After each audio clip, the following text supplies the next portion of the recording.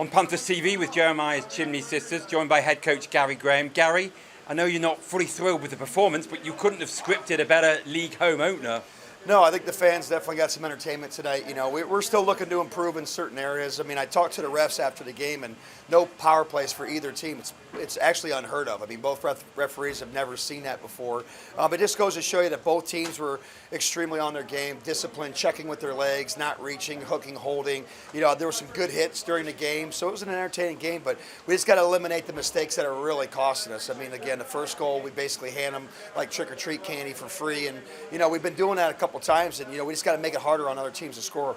How can you eliminate those mistakes? Is it just keep reminding guys about their responsibilities? Well, you walk a fine line because you don't want guys squeezing their sticks. You want to give them the freedom to be creative and manage the puck in their own creative ways. But, you know, you got to have some rules and some guidelines, you know, and that's typically, you know, how many numbers you have on the rush. You know, if you're in a good number situation, you got good gaps to the neutral zone, you could be more creative. But, you know, if they're up in your face and it's a little bit tighter, the windows are tighter, you want to dump the puck in and get on the forecheck. And, you know, same thing when on the walls. You know, I think tomorrow going into Coventry, they play kind of similar to Guildford. They're very aggressive on the walls, and how we handle that's going to be important tomorrow.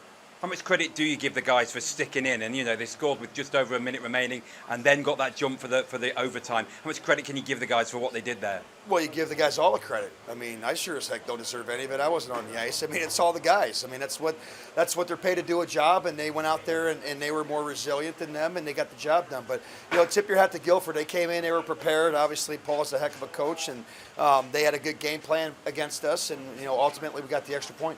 I think you talked about this pre-game, about their speed, that was very evident early on, wasn't it? Yeah, well, you got to let the puck do the work. I mean, if you try to, you know, dipsy doodle and hang on to the puck, you know, their gophers on the forecheck are going to get you, and they're going to cause some turnovers, and that's what happened in the beginning of the third period. We got away from our game plan. We started trying to be a little cute on our breakouts, and they really caused a lot of chaos in our own end, and that's where they got some momentum. And then we got back to our game, moving the puck quick, and we're a little bit better in transition when we move it quicker.